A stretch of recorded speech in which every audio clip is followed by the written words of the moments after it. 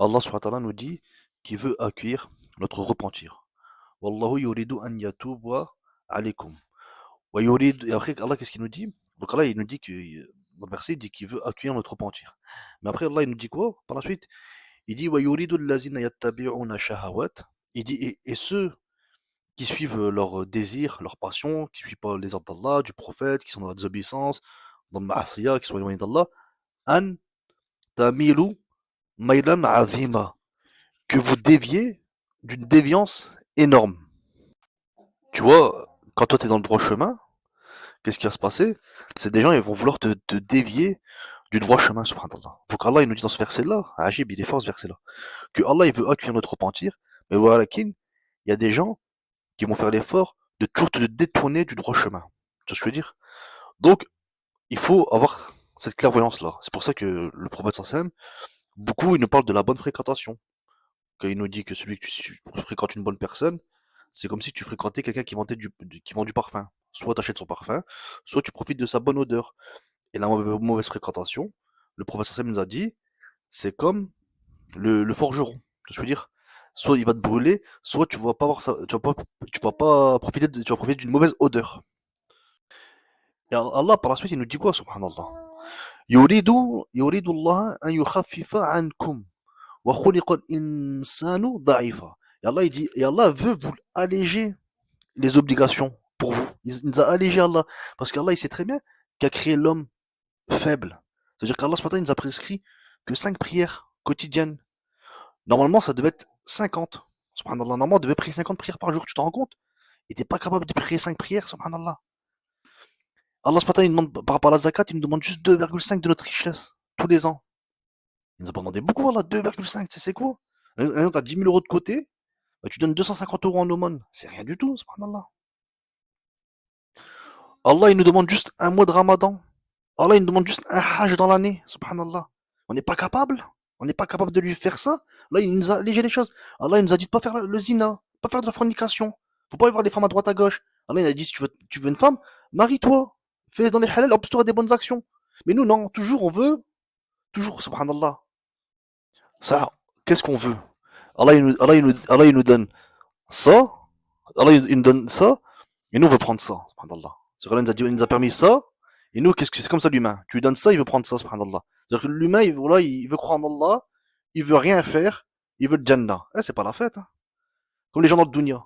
Les gens, ils veulent de l'argent, ils veulent devenir riches, et ils croient qu'il va devenir riche comme ça. Bah non, faut que même pour gagner de l'argent. Je dis même pas d'être riche pour gagner de l'argent. T'es obligé de fournir des efforts, subhanallah. Et pour le paradis, nous, on veut le paradis, on veut les hauts degrés, mais on fout rien. Faut arrêter. Ça c'est de l'hypocrisie, ça, non? Subhanallah. On n'est même pas capable de prier à l'heure. Et dans le verset qui vient avant, Allah, qu'est-ce qu'il dit? Il dit, Yuridullah liyubayyina lakum. Tu vois, Allah, donc Allah, il veut nous clarifier les ordres quand Allah, il nous a tout clarifié. On ne pourra pas arriver devant le jour du jugement devant Allah, mais non, mais je savais pas. Non, Allah, il nous a tout clarifié, subhanallah. C'est pour ça que la demande de la science, c'est important aussi. C'est pas, j'arrive, non, faut chercher. Faut chercher le savoir, c'est important. Wa yahdiyakum sunanan lazina min qablikum. Et pour qu'il vous guide comme ceux qui a guidé des peuples d'avant, tu vois. Et Allah, il dit quoi? Wa yatuba alaykum. Wallahu alimun hakim. Et Allah, qu'est-ce qu'il dit? Et Allah, il vous. Et Allah, il n'y a, que votre repentir. C'est-à-dire, remets-toi dans le droit chemin. Remets-toi dans le droit chemin. T'inquiète pas. Allah, il n'y a que de repentir.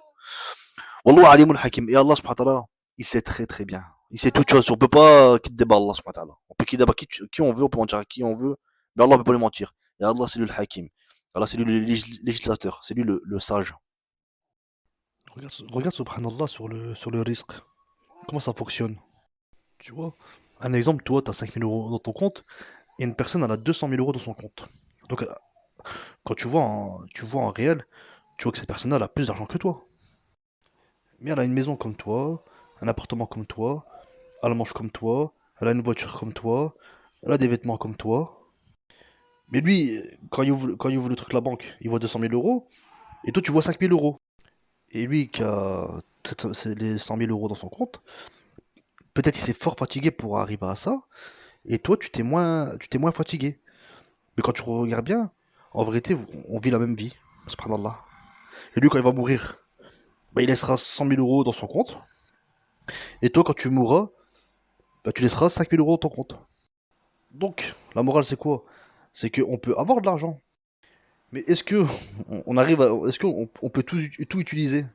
Parce que même des fois, Allah subhanahu wa ta'ala, il a fait que des gens ils sont radins, tu vois. C'est-à-dire qu'Allah, il leur a donné beaucoup, mais ils richent pas, ils ne vivent pas, subhanallah. C'est-à-dire qu'un mec qui a 5 000 € dans son compte, lui, il riche, machallah. Alhamdoulilah, il riche, il se fait plaisir et tout, ceci, cela, tu vois. Mais lui, il a une grande somme d'argent comme ça, mais non. Allah subhanahu wa ta'ala, il a fait que lui, il vit pas, subhanallah. Tu vois, c'est ça, c'est pour ça, c'est ça le baraka. Tu vois, le baraka, c'est pas dans la quantité, tu vois. Ça, faut comprendre. Tu vois, subhanallah, c'est vraiment profond, tu vois. Tu ne seras pas un vrai croyant tant que tu n'aimes pas pour ton frère ce que tu aimes pour toi. قال رسول الله صلى الله عليه وسلم لا يؤمن أحدكم حتى يحب لأخيه وما يحب لنفسه.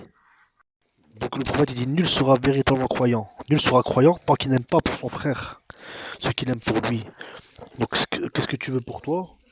Il faut que tu l'aimes pour tes frères si tu veux être un croyant. Pour compléter ce récit, je vais vous raconter une histoire, Ajib, une histoire très très touchante, subhanallah.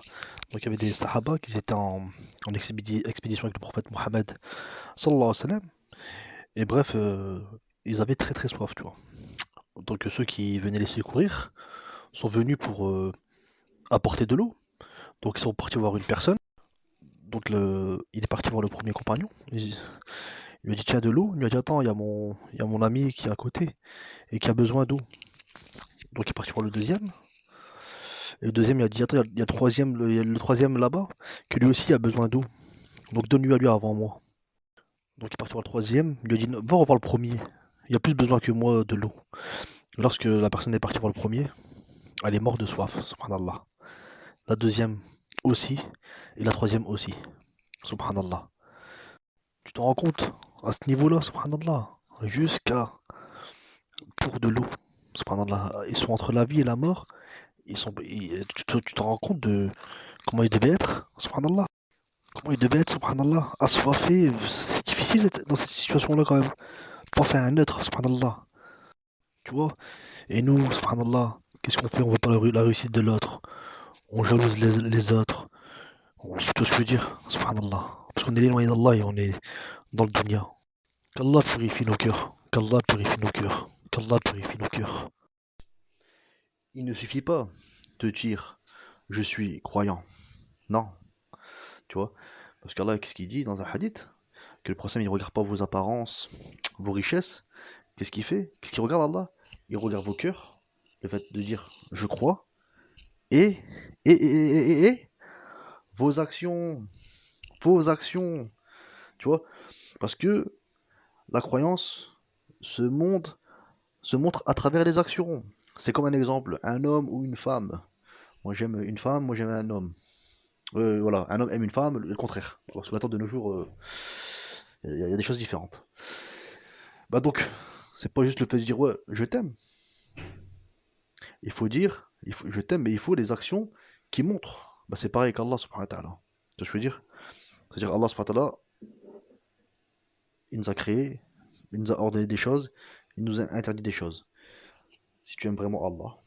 Parce que le prophète il dit dans un hadith que le croyant, lorsqu'il fait des bonnes actions, il est content, ça lui fait plaisir. Et quand il fait des mauvaises actions, il est triste. Ça l'attriste, il est pas bien. Tu vois? Et si déjà t'as pas ce ressenti-là, c'est un grand problème. Et aussi, voilà, être un vrai croyant, c'est s'écarter du haram, de la désobéissance. Tu vois? Pas dire, oh non, mais je suis faible, ceci, cela. Non, écarte-toi. Subhanallah. La taqrabu. Ne t'approche pas du haram. Écarte-toi de tout ça. Et faire, qu'est-ce qu'Allah te demande? C'est-à-dire qu'Allah t'a demandé les obligations, ça on discute pas. On ne discute pas avec ça. Et après, tu peux rajouter nawafil, mais les obligations, tu discutes pas. Qu'est-ce qu'Allah est interdit? On discute pas. Qu'est-ce qu'Allah est obligé? On discute pas. Et après, si tu veux faire plus, mashallah, mashallah.